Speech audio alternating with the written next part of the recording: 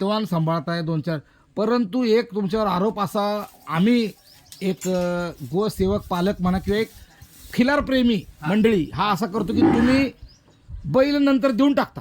हा देऊन टाकता म्हणजे असं की थोडंसं आम्ही हे समजू शकतो की शेतकरी माणूस आहे, पैसे आले तर माणूस करतोय, परंतु वस्तू तुम्ही काय म्हणाल की बाबा ह्याला पण पैसे आले तर देणार का तुम्ही? वाटते ह्याचंही माप किती म्हणजे भरपूर माप आहे, वशिंड बी जोरात आहे. आता माझा सोन्यापेक्षा बी 9 बोट दांडगा बैल. बैल दांडगा आहे. हा किती दाताला कसं आहे आता हा? दाताला सायदेच झालंय.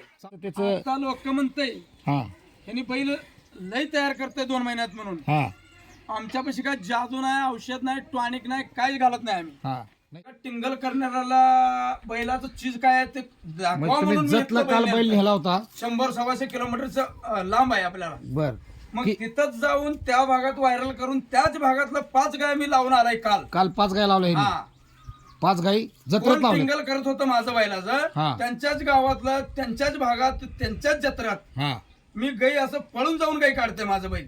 जरा घडवून घ्यावं लागतंय. बरं ह्याच्या शिंगाला काय अपघात झाला का? शिंग एक तुटलेलं आहे. साताऱ्याला दिलतं म्हण बैल ते पहिल्यांदा.